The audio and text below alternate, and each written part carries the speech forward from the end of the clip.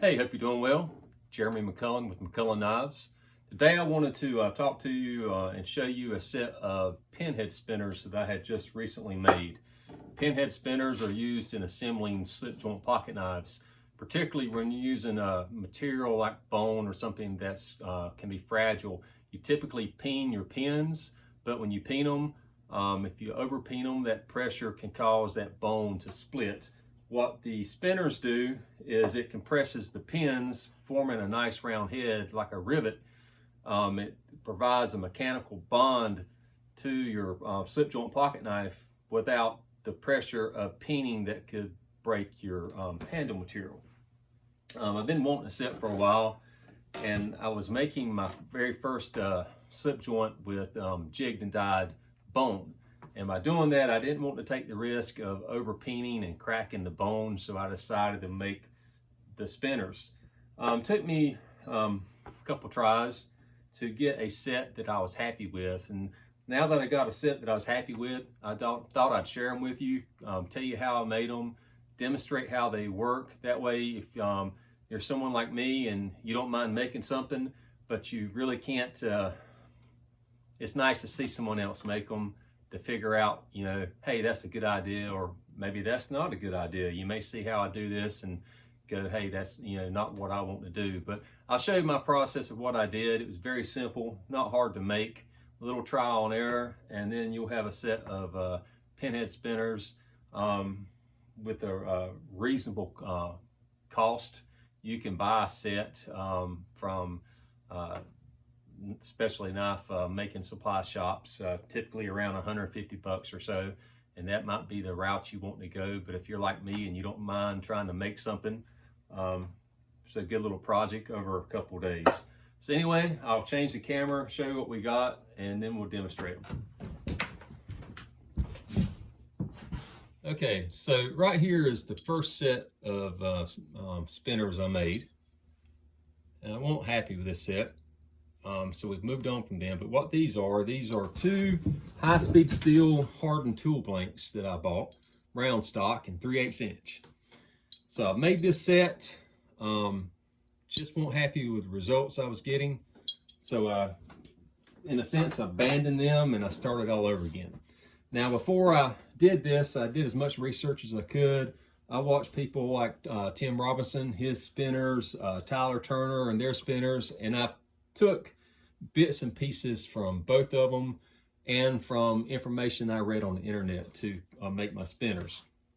So what I ended up getting was some 5/8 inch D2 round stock. It was annealed in a 3-inch piece, and I started by making pockets in both ends. Now these pockets, these spinners are for 3/32 pin stock. And so the pockets are 1/8 inch. You actually have to have a pocket larger than the pin stock to get it to form the head that you want. And again, I'll show you all that when I do the demonstration. But to make the pockets, and that was one of the things that I had to figure out, is I don't have a lathe, so I'm having to do it with my mill here. So what I did is I laid these down on a surface plate, and I marked out the center. Now they're not perfectly centered. They're best as I could get them at the time. And I started with a 1/8 inch spotting drill, and I spotted the hole. And then from there, I went to a 135 degree split point 1/8 inch drill. Made my hole about half the depth as I was going to go. And then from there, I've got a 1/8 inch carbide ball nose end mill. And that's actually what made my round pocket. So I made that on both sides.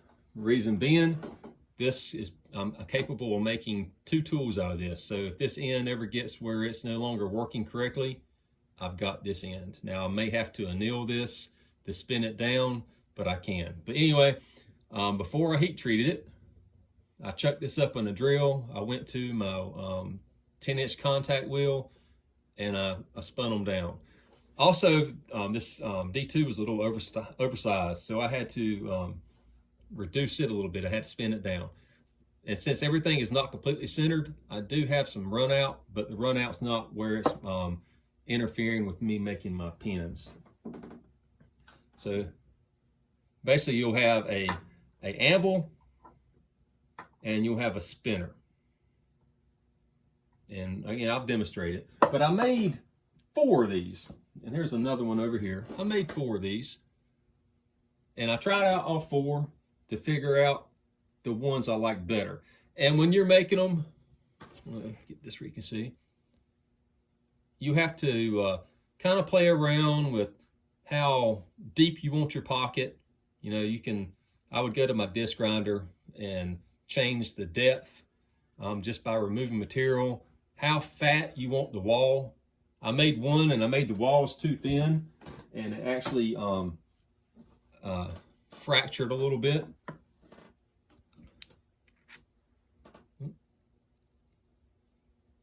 Now, I can't say these are perfect, but these are working for me. Also, you can see this one I've marked with like one little line that says that's my spinner, and this one's got 2 little lines, and that says it's my anvil, just so I can get a consistent result when I'm using these. Some people only use, when they're doing any of this, their anvil and their spinner. They'll spin their pin stock outside of the handle material first. They'll spin one end. So once they spin that end, they'll make a head on one end of their pin stock. They'll insert it in their handle material. They'll cut their handle material off to the size they want, and then they'll spin the other side. Other people, Chris Crawford's one, he spins the pins basically at the same time by just flipping the pin upside and down in the handle material. So he'll insert the handle material and spin both sides. Now, I've done that, and it does work, but I decided I like the idea or the practice of spinning the head first on one side and then inserting it in the handle material. And this is where this comes from. This is kind of a technique like Tim Robinson does. He's made basically a big anvil that's got holes in top, and he can put, find the right hole, there you go. He can put his pin stock in that hole, gives him a little bit of, more of a rigid place. I lock mine down in a pair of vice grips that I've cut a channel in to keep scarring up the material, and then I spin that first head. So I'll get everything set up and show you. Pin material, this is 3/16 L stainless steel. And what it is TIG rod. 3/16 L TIG rod. I tried 4/16.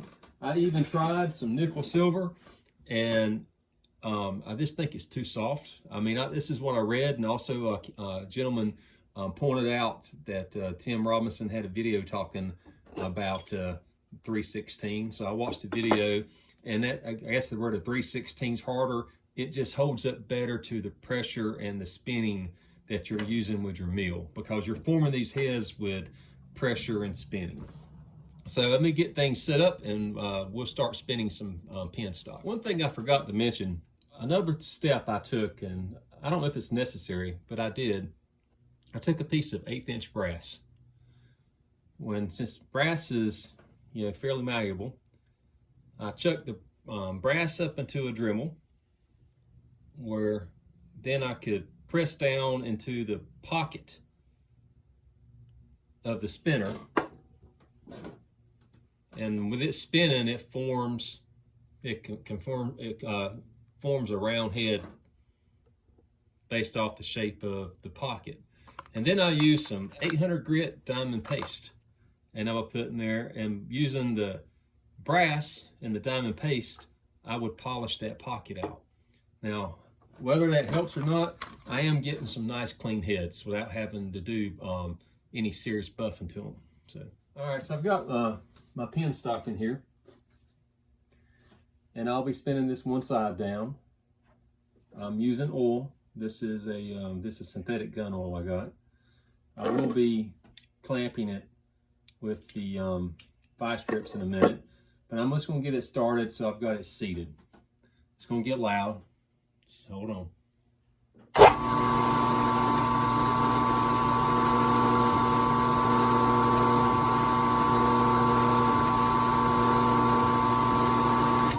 And if you notice, I'm not bearing down. You can put a lot of pressure on there, but I think that's just going to cause more problems than anything else. So I'll lock in my vice grips. And I'm just going to start working this pin into shape.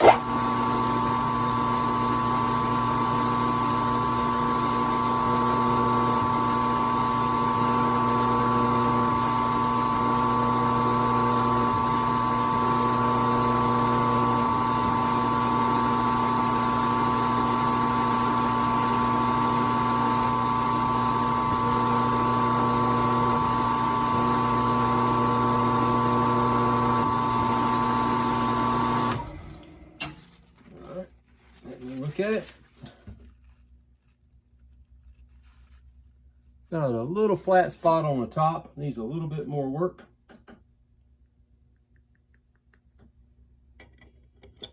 Trying to keep my hand out of the way.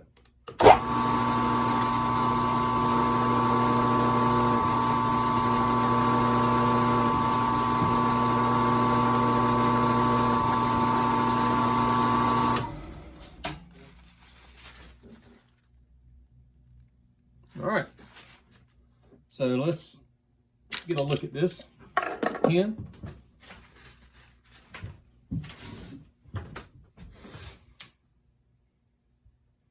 We'll have to move the camera. Okay. All right, let's see. So I've got a nice, round, clean head. And if you look, it's got a lip, like a rivet. And that's what locks it into the handle material.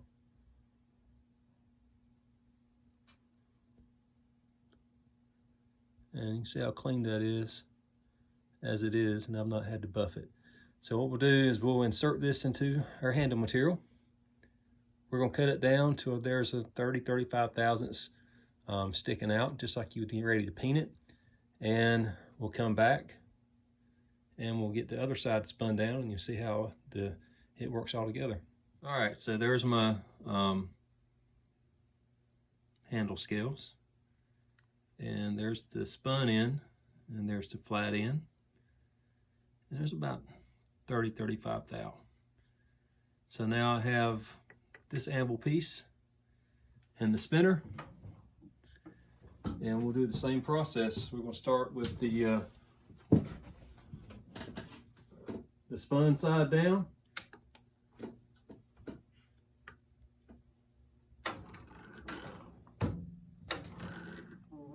Sure that we're lined up. Just making sure we're lined up. And we'll do the same thing. We'll oil everything. And this time I'm going to put a little bit of oil on the bottom. And we'll start spinning.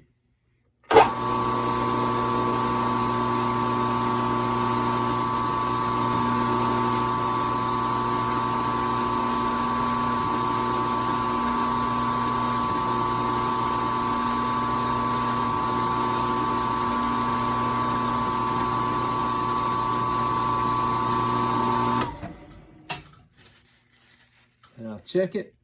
Got a little bit of a flat spot on top. Now my table walks a little bit even when it is locked. So I'm constantly checking my table, making sure that it's not walking on me. Got a little bit of slop in it. It's all right though.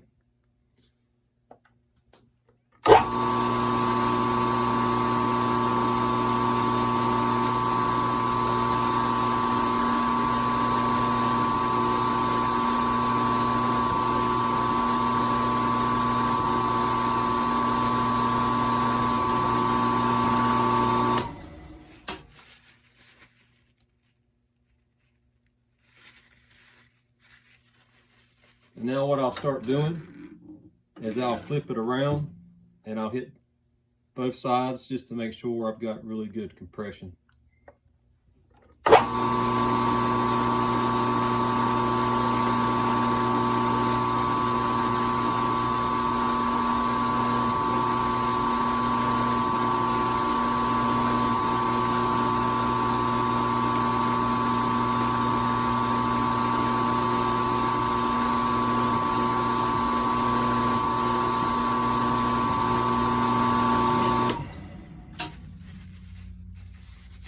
Like I said before, I'd rather take it slow and easy than to have any problems. All right, we've got it. We're gonna hit it just a couple more times just to be sure.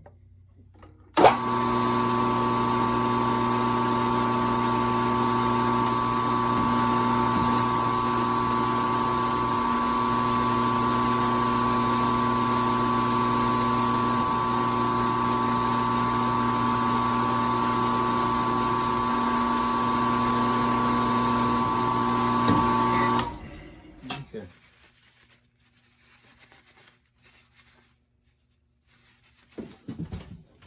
It was good before, but I just kind of anal sometimes about things. Let's get where you can see this. All right, so that's the side that we just spun. That's the first side.